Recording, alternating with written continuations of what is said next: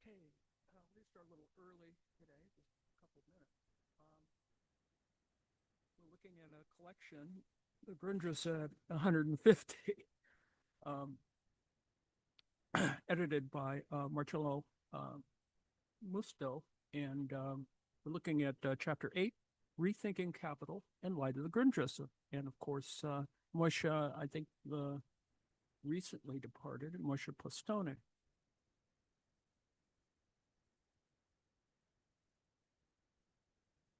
This week, we'll probably return to Anwar Sheikh, probably, I think it's lecture 7, and it brings some of these things together. Needless to say, all of these things interlock, I promise you. We have been looking at a variety of collections on the Grundrisse, and we're looking at the Grundrisse as sort of an opening to the discussion of volume 3 of Karl Marx's Capital, and in anticipation of Andy Higginbottom's lecture series on volume 3 of Capital, which hopefully will come in the fall from the CSSGJ. And I hope it will happen. And, you know, other folks have been discussing volume 3 as, you know, as happens, thank God. So anyway, here we start. Moise Postone. Critical social theory and the contemporary world. Critical social theory has not kept pace with the far-reaching global transformations of the past 3 decades. The intense and fruitful revival of Marxian thought and scholarship in the 1960s and early 1970s was followed by a very strong turn away from Marxism on the part of many theorists. The intellectual field became dominated by postmodernist and post-structuralist approaches that appeared plausible to many as critiques of Marxism. Now, it has become increasingly evident, however, that such approaches do not adequately grasp the current epoch. They fail to elucidate the basic historical changes that have reconfigured the world in recent decades. Even major thinkers such as Habermas, Foucault, and Derrida now appear as theorists of a fading historical configuration, that is, declining Fordism. Their critical approaches illuminate less and less of the contemporary social universe. One obvious weakness of these post-Marxist discourses has been the absence of serious political economic considerations, an absence that has become glaring in the face of processes of globalization. At the same time, it is clear that however important integrating political economic considerations into critical theories of the present might be, there can be no plausible return to traditional Marxism. That traditional critical framework failed to provide the basis for an adequate historical analysis of communist regimes of accumulation. Its political economic assumptions were challenged on the basis of the growing importance of scientific knowledge and advanced technology in the process of production. And its emancipatory ideals have become increasingly remote from the themes of much current social and cultural dissatisfaction. Recent historical tendencies, nevertheless, suggest the importance of a more adequate critical theory of capitalism, although these tendencies include developments that underline the anachronistic character of traditional Marxist theory. For example, the rise of new social movements such as mass ecology movements, women's and gay movements, minority emancipation movements, as well as the growing dissatisfaction expressed in various fundamentalist movements. Recent decades have also been characterized by the reemergence of worldwide economic dislocations and intensifying intercapitalist rivalry on a global scale. These developments suggest that a critical analysis adequate to the contemporary world must be able to grasp both its significant new dimensions and its underlying continuity as capitalism.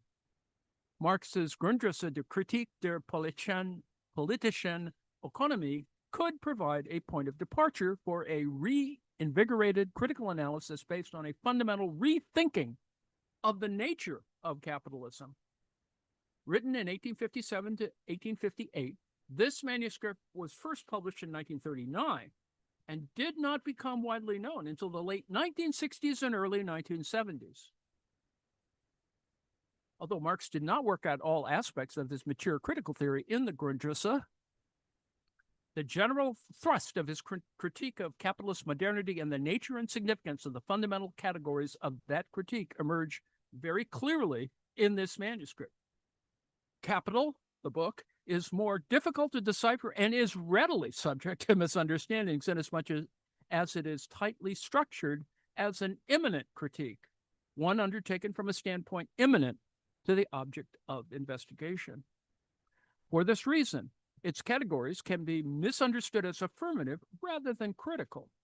Hence, all too frequently, the object of Marx's critique became regarded as its standpoint, an issue to which we shall return.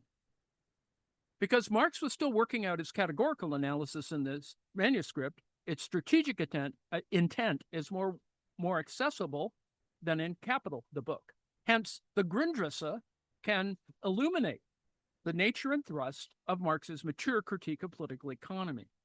When read through the lens of the 1858 to 1858, the 1857 to 1858 manuscript, that critique could provide the basis for a more adequate critical theory of the contemporary world than is possible within a traditional Marxist framework. Traditional Marxism. Before elaborating this contention with reference to some crucially important sections of the Grundrisse, let me, that is Moise Postone, briefly describe what is meant by traditional Marxism in this chapter. It does not refer to a specific historical tendency in Marxism, but more generally to any analysis of capitalism in terms essentially of class relations rooted in private property and mediated by the market. Relations of domination are understood primarily in terms of class domination and exploitation. Within this general interpretive framework, capitalism is characterized by a growing structural contradiction between society's basic social relations, interpreted as private property and the market, and the forces of production, interpreted as the industrial mode of producing. Socialism is understood primarily in terms of collective ownership of the means of production and centralized planning in an industrialized context. That is, it is conceptualized as a just and consciously regulated mode of distribution adequate to industrial production, which is understood as a technical process intrinsically independent of capitalism. This general understanding is tied to a determinate understanding of the basic categories of Marx's critique of political economy. His category of value, for example, has generally been regarded as an attempt to show that direct human labor always and everywhere creates social wealth, which in capitalism is mediated by the market. His theory of surplus value, according to such views, demonstrates the existence of exploitation in capitalism by showing that labor alone creates the surplus product, which is then appropriated by the capitalist class. This interpretation is based on a transhistorical understanding of labor as an activity mediating humans and nature that transforms matter in a goal-directed manner and is a condition of social life. Labor, so understood, is posited as the source of wealth in all societies and as that which constitutes what is universal and truly social. In capitalism, however, labor is hindered by particularistic and fragmenting relations from becoming fully realized. Emancipation, then, is realized in a social form where transhistorical labor, freed from the distortions of the market and private property, has openly emerged as the regulating principle of society. This notion, of course, is bound to that of socialist revolution as the self-realization of the proletariat. Labor here provides the standpoint of the critique of capitalism. Within the basic framework of traditional Marxism, so conceptualized, there has been a broad range of very different theoretical, methodological, and political approaches. Nevertheless, although powerful economic, political, social, historical, and cultural analyses have been generated within this framework, Its limitations have long been discernible in the face of 20th century historical developments. Coming to terms with the inescapable centrality of capitalism in the world today then requires a reconceptualization of capital that breaks with the traditional Marxist framework. It has become evident, considered retrospectively, that the social, political, economic, cultural configuration of capital's hegemony has varied historically, from mercantilism through 19th century liberal capitalism and 20th century state-centric Fordist capitalism to contemporary neoliberal global capitalism. This suggests that capitalism cannot be identified fully within any of its historical configurations and raises the question of the nature of the fundamental core of capitalism as a form of social life, that is, of the nature of capital. The Grundrisse, next section, the Grundrisse, capitalism's core. Now, the Grundrisse helps clarify Marx's mature conception of capitalism's core and the nature of its historical overcoming in ways that point beyond the limits of the traditional Marxist interpretation. In a crucially important section of the manuscript entitled Contradiction Between the Foundation, the Grundrisse, of bourgeois production, value as measure, and its development. First emphasis added. Marx explicitly indicates in this text what he regards as the essential core of capitalism and the fundamental contradiction that generates the historical possibility of a post-capitalist form of social life. He begins this section by stating that, quote, the exchange of living labor for objectified labor, i.e. the positing of social labor in the form of the contradiction of capital and wage labor, is the ultimate development of the value relation and of production resting on value, close quote. The title and initial sentence of this section of the Grundrisse indicate that for Marx, the category of value expresses the basic relations or production of capitalism, that is, those social relations that most fundamentally characterize capitalism as a form of social life. At the same time, the category of value expresses a determinate form of wealth. An analysis of value then must elucidate both of these aspects. Form of social life, form of wealth. As a form of wealth, value generally has been understood as a category of the market mediation of the wealth created by labor. And yet, when Marx speaks of exchange in the course of considering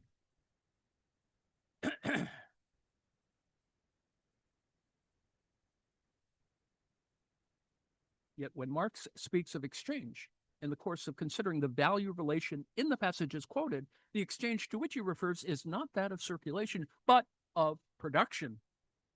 That is, the exchange of living labor for objectified labor. Marx's characterization of value as the foundation of bourgeois production indicates that it should not be understood simply as a category of the mode of distribution of commodities, that is, an attempt to ground the so-called self-regulating market. Rather, it should be understood primarily as a category of capitalist production itself. In the Grundrisse, then, Marx's analysis of the contradiction between the relations of production and the forces of production in capitalism differs from that of traditional Marxist theories, which focus critically on the mode of distribution, that is, market and private property, and understand the contradiction as one between the spheres of distribution and the sphere of distribution and the sphere of production.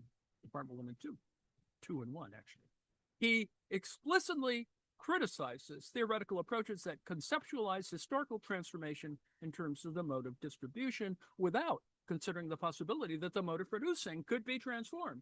Taking as an example John Stuart Mill's statement that, quote, laws and conditions of the production of wealth partake of the character of physical truths. It's not so with the distribution of wealth. That is a matter of human institutions solely, close quote. This separation, according to Marx, is illegitimate. The laws and conditions of the production of wealth and the laws of the distribution of wealth are the same laws under different forms. And both undergo the same historic process, are as such only moments of a historic process. Now, if the process of production and the fundamental social relations of capitalism are interrelated, however, the former cannot be equated with the forces of production that eventually come into contradiction with the capitalist relations of production. Instead, the process of production itself should be seen as intrinsically related to capitalism. Now, these passages suggest, in other words, that Marx's understanding of capitalism's fundamental contradiction should not be conceived as one between industrial production on the one hand and the market and capitalist private property on the other. This requires further examination. When Marx discusses production resting on value, he describes it as a mode of production whose presupposition is and remains the mass of direct labor time, the quantity of labor employed as the determinate factor in the production of wealth. What characterizes value as a form of wealth, according to Marx, is that it is constituted by the expenditure of direct human labor in the process of production, measured temporally. Value is a social form that expresses and is based on the expenditure of direct labor time. This form, for Marx, is at the very heart of capital. As a category of the fundamental social relations that constitute capitalism, value expresses that which is and remains the basic foundation of capitalist production. Yet production based on value generates a dynamic that gives rise to a growing tension between this foundation of the capitalist mode of production and the result of its own historical development. This is a lengthy quote by Marx. But to the degree that large industry develops, the creation of real wealth comes to depend less on labor time and on the amount of labor employed than on the power of the agencies set in motion during labor time, whose powerful effectiveness is itself out of all proportion to the direct labor time spent on their production, but depends rather on the general state of science and on the progress of technology. Real wealth manifests itself rather in the monstrous disproportion between the labor time applied and its product, as well as in the qualitative imbalance between labor, reduced to a pure abstraction, and the power of the production process it superintends. Close quote. The contrast between value and real wealth is one between a form of wealth based on labor time and on the amount of labor employed, and one that does not depend on immediate labor time. This contrast is crucial to understanding Marx's theory of value. This contrast is crucial to understanding Marx's theory of value and his notion of the basic contradiction of capitalist society. It clearly indicates that value does not refer to social wealth in general, but is a historically specific and possibly transitory category that purportedly grasps the foundation of capitalist society.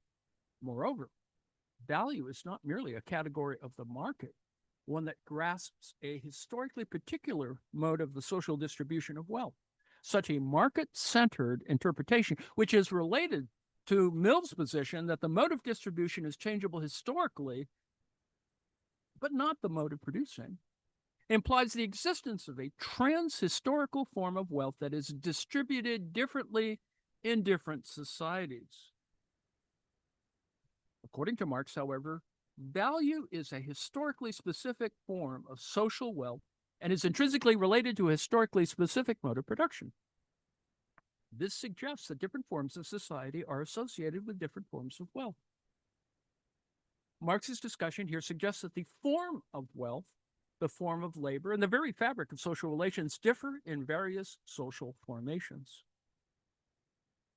Many arguments regarding Marx's analysis of the uniqueness of labor as the source of value, supportive as well as critical, overlook his distinction between real wealth or material wealth and value. The Grundrisse indicates, however, that Marx's labor theory of value is not a theory of the unique properties of labor in general, but is an analysis of the historical specificity of value as a form of wealth and hence implicitly of the labor that supposedly constitutes it. Consequently, it is irrelevant to argue for or against Marx's theory of value as if it were intended to be a labor theory of transhistorical wealth. That is, as if Marx had written a political economy rather than a critique of political economy.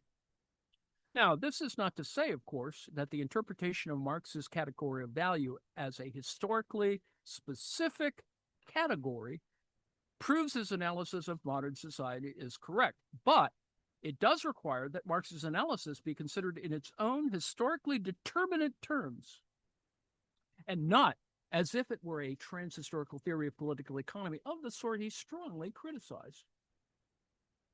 These considerations suggest that value within the framework of Marx's analysis is a critical category that reveals the historic specificity of the form of wealth and of production characteristic of capitalism.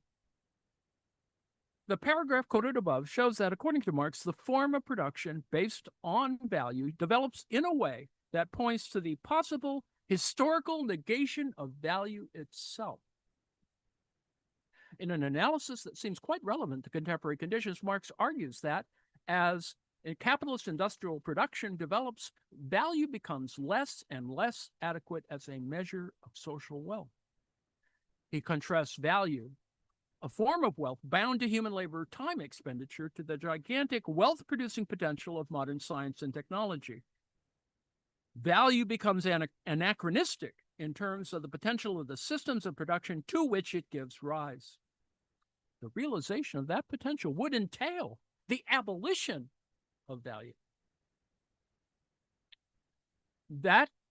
This historical possibility does not, however, simply mean that ever greater masses of goods could be turned out on the basis of the existing industrial mode of producing and distributed more equitably. It doesn't simply mean that. The logic of the growing contradiction between real wealth and value, which points to the possibility of the former, that is, real wealth, superseding the latter, value, as the determining form of social wealth, also implies the possibility of a different process of production, one based on a newer, more emancipatory structure of social labor. Labor no longer appears so much to be included within the production process. Rather, the human being comes to relate more as watchman and regulator to the production process itself. He steps to the side of the production process instead of being its chief actor.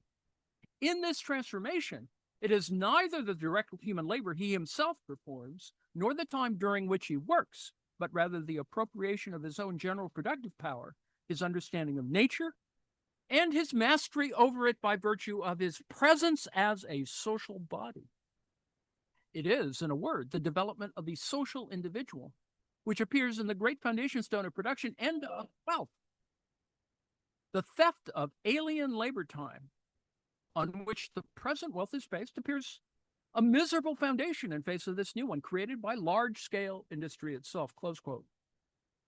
This section of the Grundrisse makes abundantly clear that for Marx, overcoming capitalism involves the abolition of value as the social form of wealth, which in turn entails overcoming the determinate mode of producing developed under capitalism. Labor time no longer would serve as the measure of wealth, and the production of wealth no longer would be affected primarily by direct human labor in the process of production.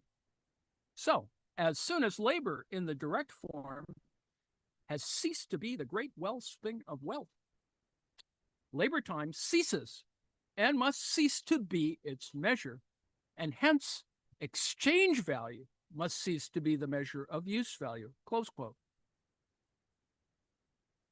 Marx, in other words, analyzes the basic social relations of capitalism, its form of wealth, and its material form of production as interrelated. Production resting on value, the mode of production founded on wage labor, and industrial production based on proletarian labor are intrinsically related in his analysis. Hence, the increasingly anachronistic character of value also signifies the increasingly anachronistic character of the industrial process of production developed under capitalism. Overcoming capitalism, according to Marx, entails a fundamental transformation of the material mode of production, of the way people work. Nevertheless, socialist society, according to Marx, does not emerge automatically as the result of a linear evolutionary historical development. The radical transformation of the process of production outlined above is not a quasi-automatic consequence of the rapid increase in scientific and technical knowledge or of its application. It is, rather, a possibility that arises from a growing intrinsic social contradiction. Although the course of capitalist development generates the possibility of a new, emancipatory structure of social labor, its general realization is impossible under capitalism. Quote, capitalism itself is the moving contradiction in that it presses to reduce labor time to a minimum, while it posits labor time on the other side as sole measure and source of wealth. Hence, it diminishes labor time in the necessary form so as to increase it in the superfluous form, hence posits the superfluous in growing measure as a condition, that is, question of life or death, for the necessary. As a condition, the question of life or death for the necessary. Close quote. Page 706.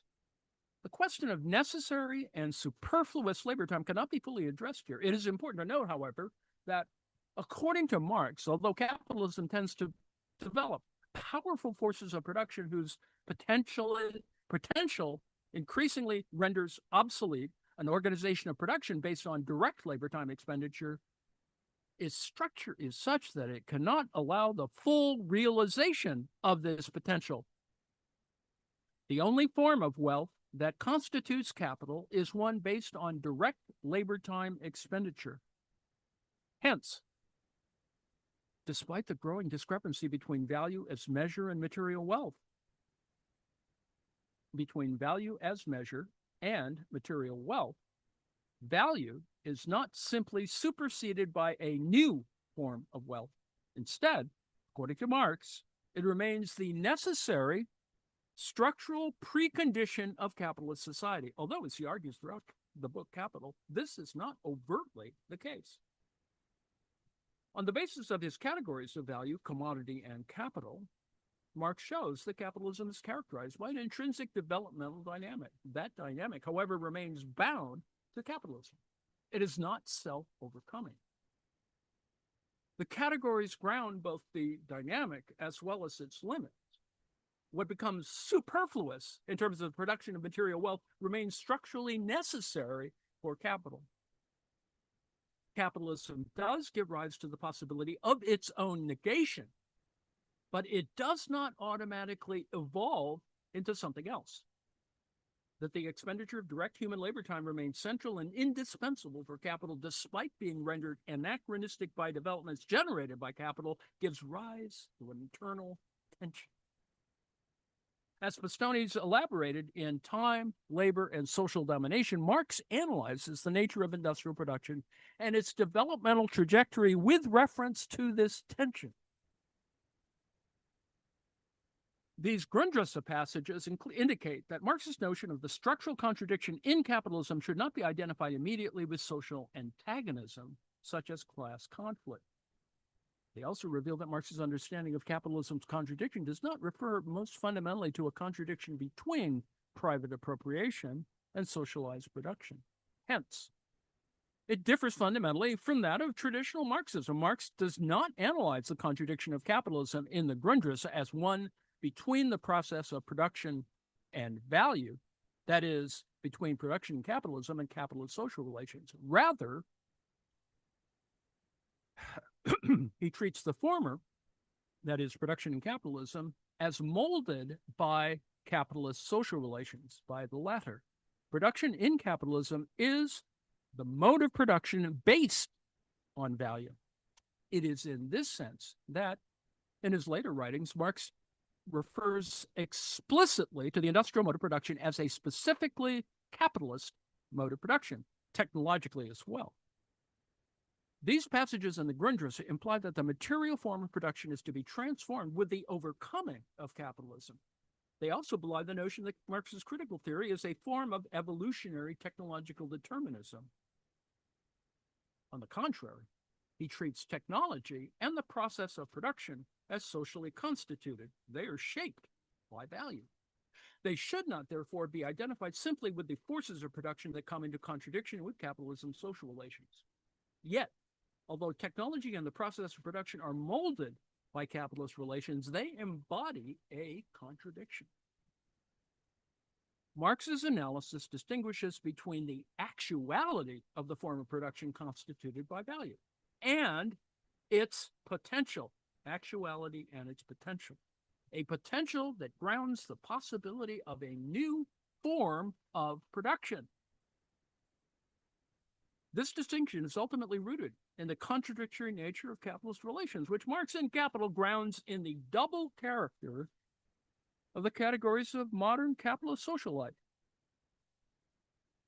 It is clear from the passages cited that when, in the Grundrisse, Marx describes the overcoming of capitalism's contradiction, and states that the mass of workers must themselves appropriate their own surplus labor, he is referring not only to the expropriation of private property and the use of the surplus product in a more rational, fair, and efficient way. The appropriation of which he speaks also involves the reflexive application of the potential embedded in advanced capitalist production to the process of production itself.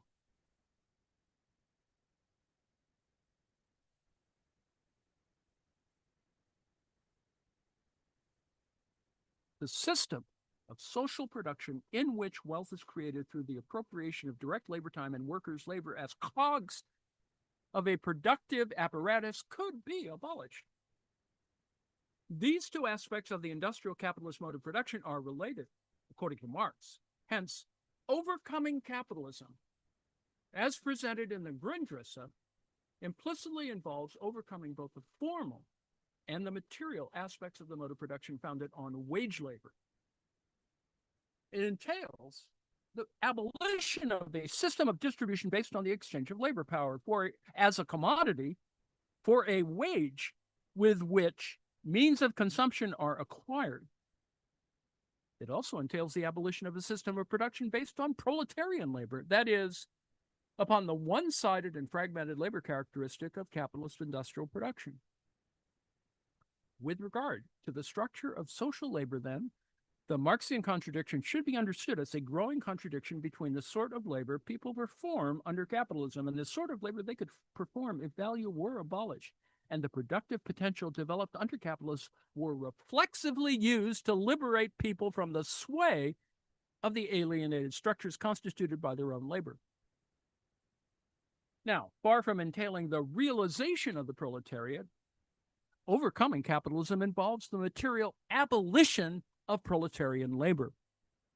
The emancipation of labor requires the emancipation from alienated labor.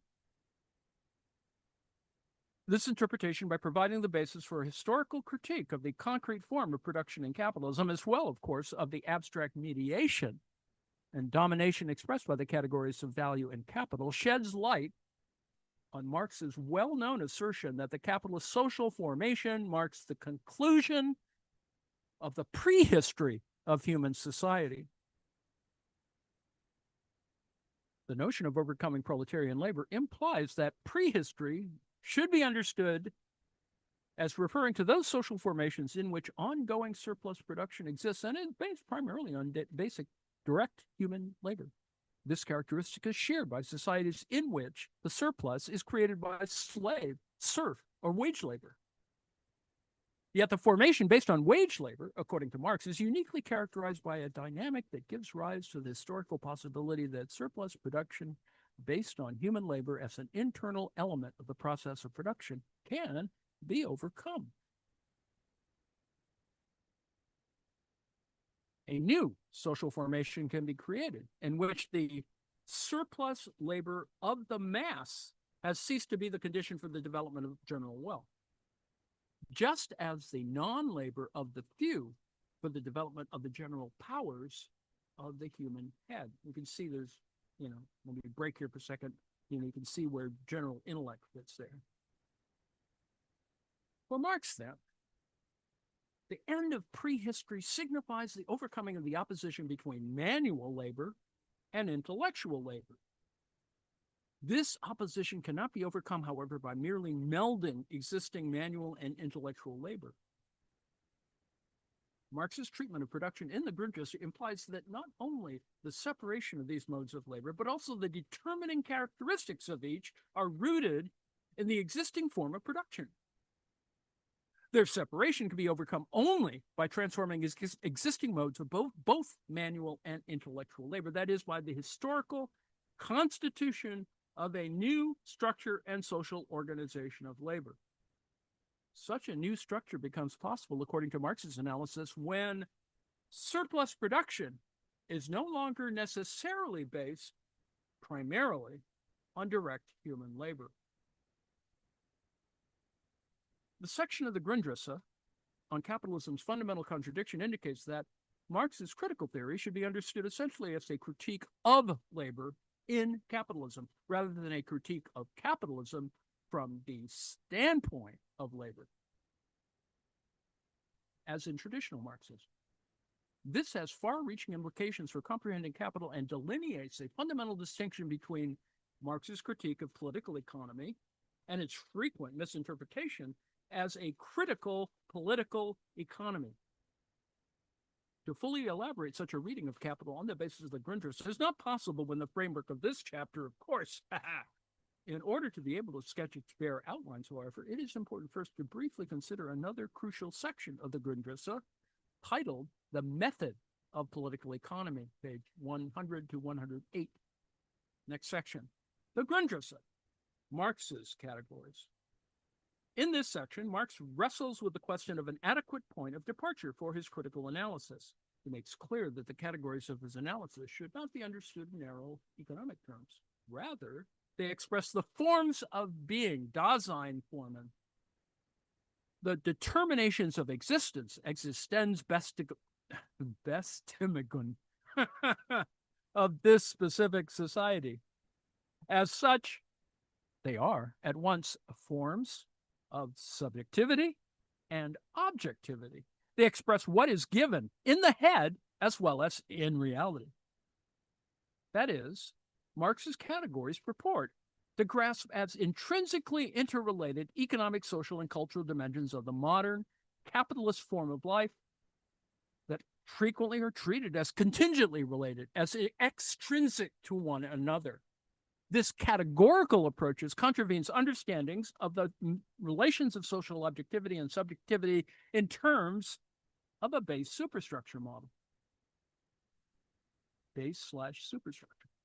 Moreover, Marx makes very clear that the categories of his critique are historically specific, even categories that appear to be trans-historical and actually do play a role much earlier historically, such as money and labor, are fully developed and come into their own only in capitalist society. Quote, this example of labor shows strikingly how even the most abstract categories, despite their validity for all epochs, are nevertheless in the specific character of this abstraction themselves likewise a product of historic relations and possess their full validity only for and within those relations. Close quote. As simple abstract categories, in other words, they are as modern as the relations which create this simple abstraction. Because the categories, as fully developed, are historically specific, quote, it would be unfeasible and wrong to let the economic categories follow one another in the same sequence as that in which they are historically decisive. Their sequence is determined rather by their relation to one another in modern bourgeois society, which is precisely the opposite of that which corresponds to historical development. Close quote.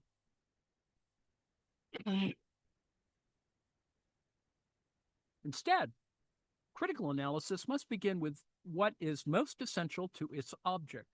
In bourgeois society, capital is the all-dominating economic power and therefore must form the starting point as well as the finishing point. Marx's emphasis on the historical specificity of the object of investigation is intrinsically linked to the issue of the starting point of his critical analysis. As early as the German ideology, Marx insisted on the social and historical constitution of forms of consciousness, a position refined in the Grundrisse with reference to the notion of the objective/subjective character of the structuring categories of capitalist society. This implies that no position, including Marx's, has universal transhistorical significance. The historical relativization of thought does not mean, however, that a valid theory is impossible. A historically specific theory can be rigorously adequate to its object. This requires that theory be, hence, self-reflexive. It must be able to account for its own conditions of possibility by means of the same categories in which it grasps its object, that is, its own context. The historically specific character of the theory, moreover, is not simply a matter of content, but is also a matter of form. Its form should not contravene the historically specific character of the theory. The theory cannot present itself in a transhistorical form, for example, as a universally valid method that simply can be applied to a variety of objects to which is related only contingently. Rather, the historical specificity of the theory requires that the concept be the concept of its object. Ironically, it is when the theory is self-consciously and reflexively historically specific that this apparently transhistorical Hegelian dictum acquires its validity. There's a lot there to work on. The point of departure of the critical analysis, therefore, cannot be grounded in a Cartesian manner, in a purportedly indubitable, transhistorically valid truth. Rather, the form of departure must be historically specific, the core of a historically determined analysis of the historically specific formation that is its context.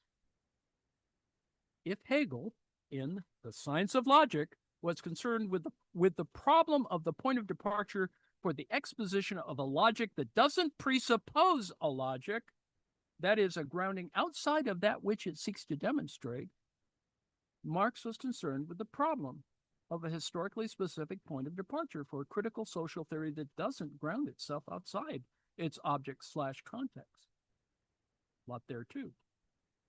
Because such a point of departure cannot be grounded in any transhistorically valid propositions, it can only be rendered plausible imminently by the course of its unfolding, whereby each successive unfolded moment retroactively justifies that which preceded it. And indeed, this is how the book Capital is structured.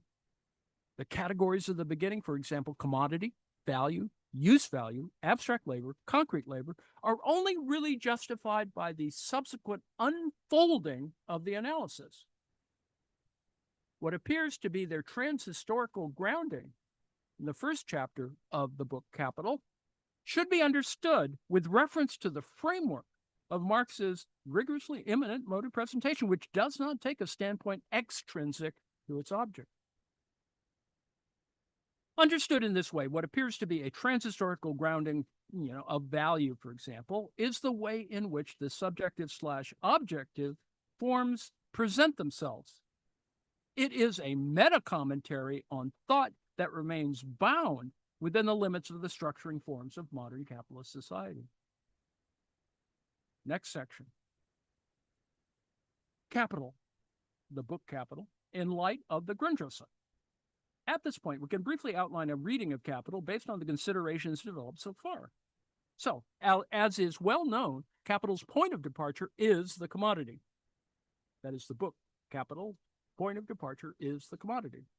On the basis of the Grundrisse, it now is evident that the category of the commodity here does not refer to commodities as they might exist in many societies, nor does it express a fictitious historical stage of simple commodity production purportedly antecedent to capitalism. Rather, the category of the commodity here is historically specific. It designates the most fundamental social form of capitalist society, the form from which Marx then proceeded to unfold the basic features and dynamic quality of that society. the characteristics of that form, that it simultaneously is a value and a use value, for example, should also be understood as historically specific. As a form of social relations, the commodity is peculiar, according to Marx. It is constituted by labor.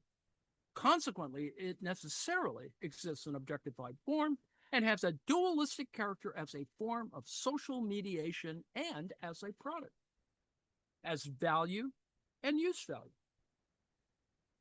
Marx's conception of the historical specificity of labor in capitalism underlies this description.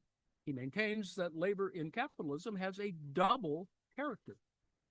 It is both concrete labor and abstract labor. Concrete labor refers to laboring activities that mediate the interaction of humans with nature, although it's only in capitalism that all such activities are considered types of an overarching activity. Concrete labor and all products are classed as similar as use values. This sort of mediating activity is transhistorical, exists in all societies. The use value dimension of the commodity is not historically unique to capitalism. This implies, however, that its value dimension and the labor that constitute it are historically specific. Hence, abstract labor is not concrete labor in general, but is a different historically specific category. As argued in Postone's text, Time, Labor, and Social Domination, it signifies that labor in capitalism has a unique social function that is not intrinsic to laboring activity as such. Rather, commodity-determined labor serves as a kind of quasi-objective means by which the products of others are acquired. It mediates a new form of interdependence, where people's labor or labor products function as quasi-objective means of obtaining the products of others. In serving as such a means, labor and its products preempt that function on the part of manifest social relation. See advertised. In Marx's mature works, then, the notion of the essential centrality of labor to social life is historically specific. It should not be taken to mean that material production is the most essential dimension of social life in general, or even of capitalism in particular. Rather, it refers to the historically specific constitution by labor in capitalism of a form of mediation that fundamentally characterizes that society. This mediating activity is not, however, a characteristic that is intrinsic to laboring activity. Consequently, it does not and cannot appear as such. Instead, when the commodity is analyzed, its historically specific dimension, that is value, appears to be constituted by labor in general without any further qualifications. The expenditure of human brains, nerves, and muscles. That is to say, the historically specific, socially mediating function of labor, the historically specific, socially mediating function of labor in capitalism appears as transhistorical concrete labor, as labor, quote unquote, that is, as an ontological essence, rather than as a historically specific form.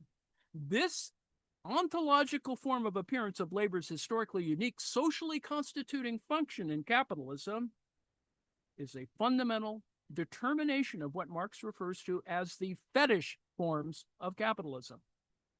It underlies all approaches that transhistoricize the socially constituting role of labor in capitalism, whether affirmatively, as in classical political economy and traditional Marxism, or negatively, as in, yes, the dialectic of enlightenment.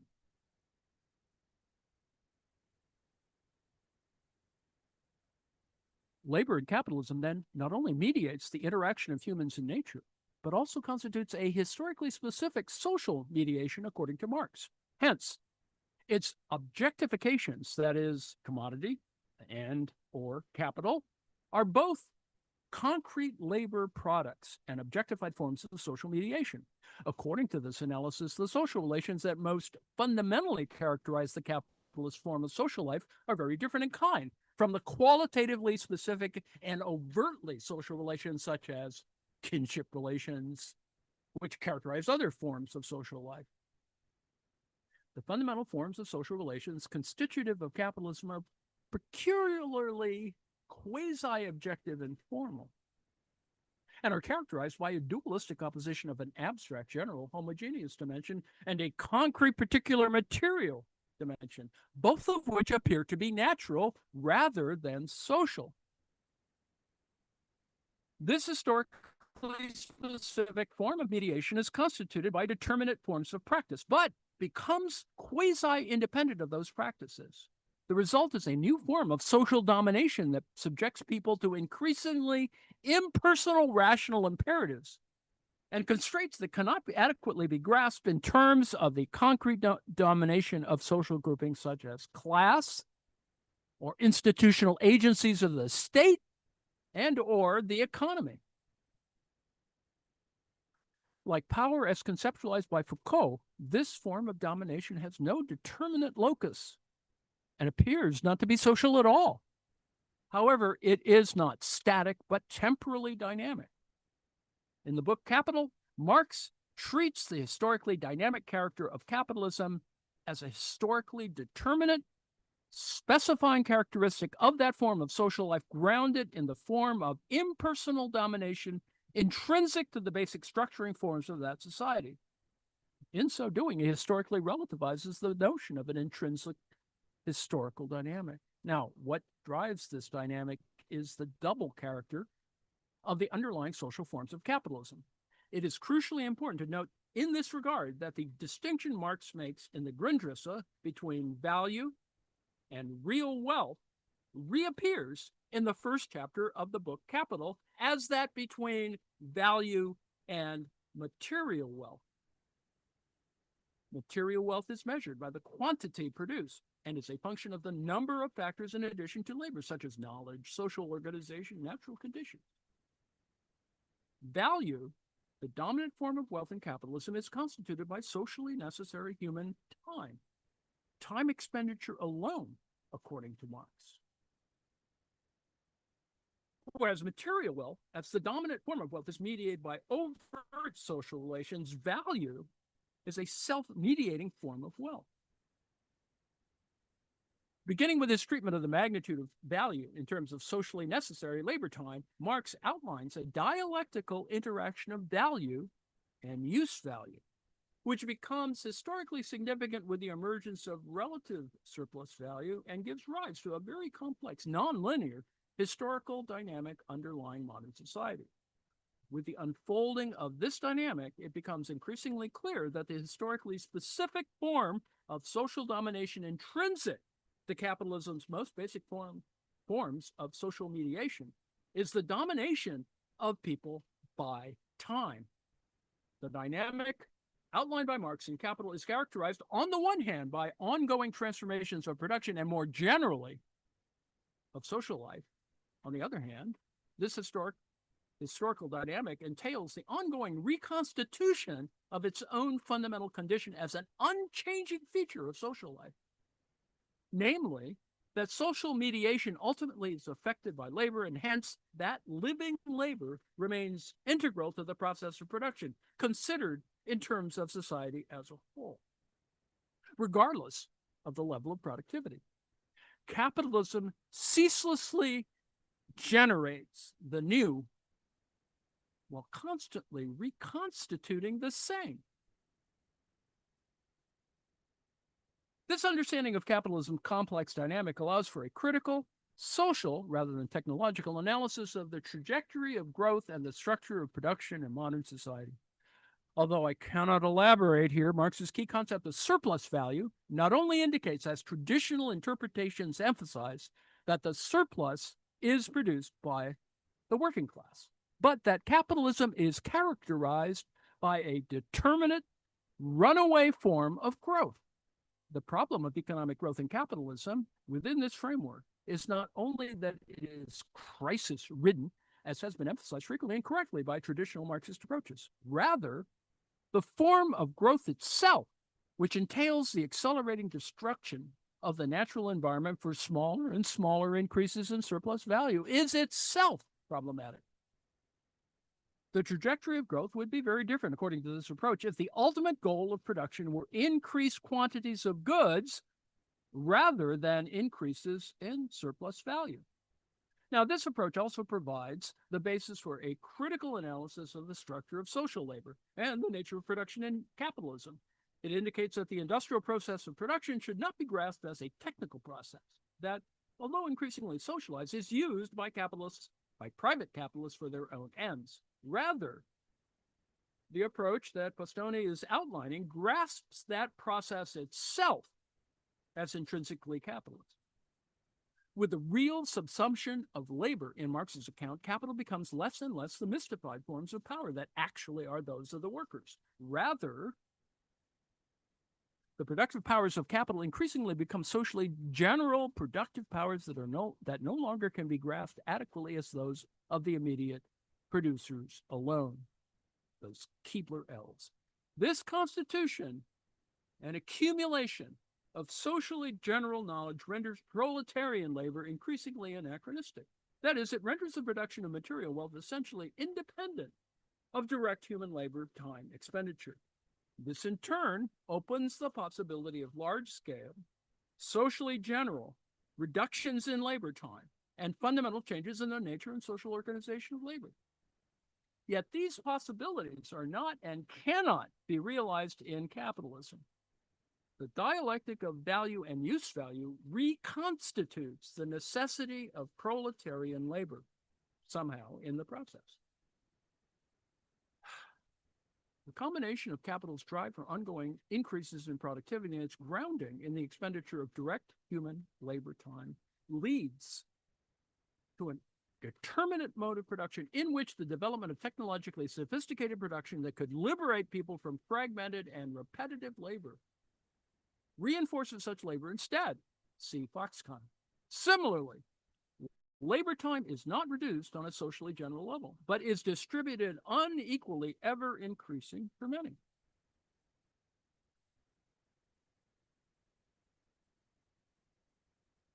This preliminary exposition of Marx's notion of the contradiction of capitalism indicates that his analysis seeks to grasp the course of capitalist development as a double-sided development of enrichment and impoverishment. It implies that this development cannot be understood adequately in a one-dimensional fashion, either as the progress of knowledge and happiness or as the progress of domination and destruction.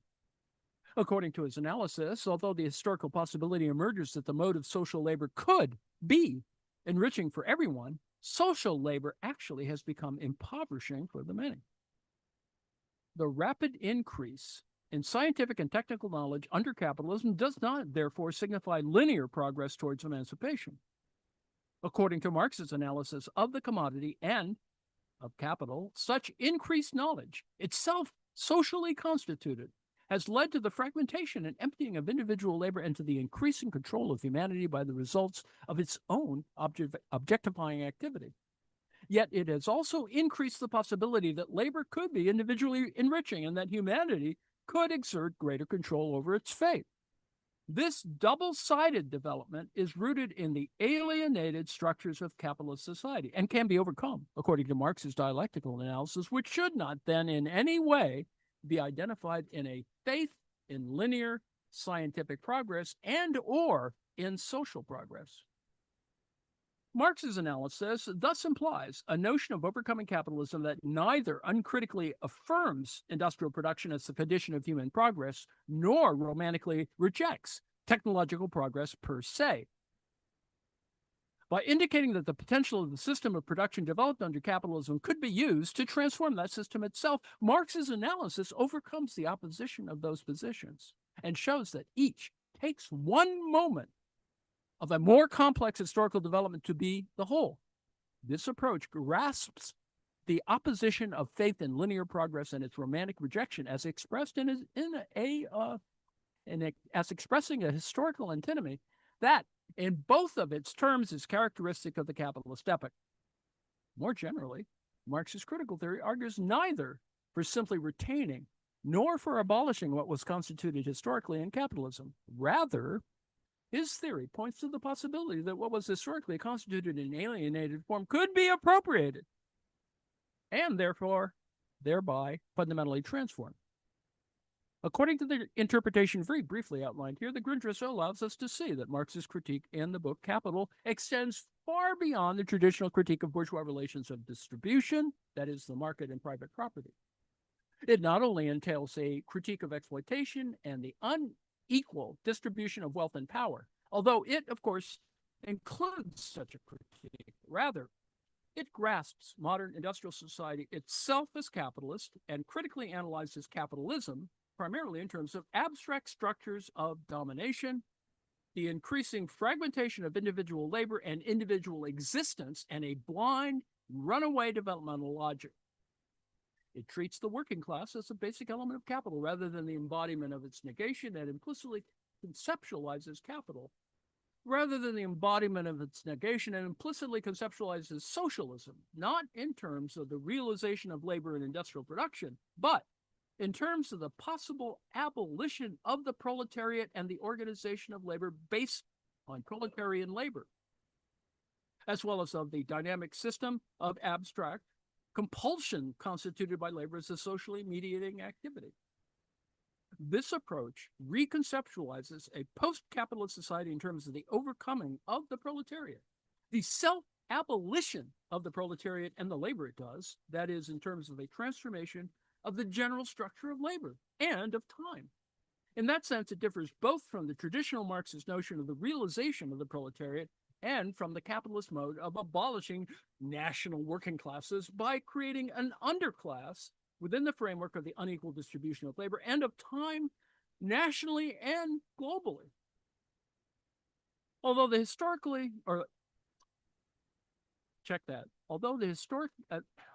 logically abstract level of analysis outlined here does not immediately address the issue of the specific factors underlying the structural transformations of the past 30 years, it can provide a framework within which those transformations can be grounded socially and understood historically. At the same time, it could provide the basis for a critical theory of actually existing socialist countries, see Russia, as alternative forms of capitalist accumulation rather than as social modes that represented historical negation of capital in however imperfect a form, PRC, in as much as it seeks to ground socially and is critical of the abstract quasi-objective social relations of the nature of production work and the imperatives of growth in capitalism. This approach could also begin to address a range of contemporary concerns, dissatisfactions, and aspirations in ways that could tie them to the development of capital, if not necessarily in traditional class terms. This reading of Marx then attempts to contribute to a critical understanding of the overarching transformations of our social universe in ways that get beyond the weaknesses of post-Marxist discourse, while avoiding the pitfalls of traditional Marxist approaches. Okay, I've gotten clearly to the end of my time, right on time. This is an important text, at least for me it is. I hope you can appreciate that this allows for an analysis of a broad range of activity. So, for example, one could argue, and I'll probably argue this somewhere, is that TikTok is a revolutionary object. I'm not arguing that now, but I think you can. And I think in various other historical contexts, you can talk about these sorts of things. In the same way that we can talk about the penny press in the 19th century, maybe we can talk about TikTok now, at least in its acquired form, whatever that might be. So anyway, enough of my yammering about this. I have reached the end of my time, and note that other things will be happening this evening, which you should stick around for. Come to the autonomouscollective.net, come visit us, come join us. We don't bite much. And other matters will happen. Our weekends are more interesting than the weekdays, just in terms of broader programming. But during the week, we have really interesting things happening, and more so in the future. So I'm going to shut off the live stream now that I've reached the top of the hour. And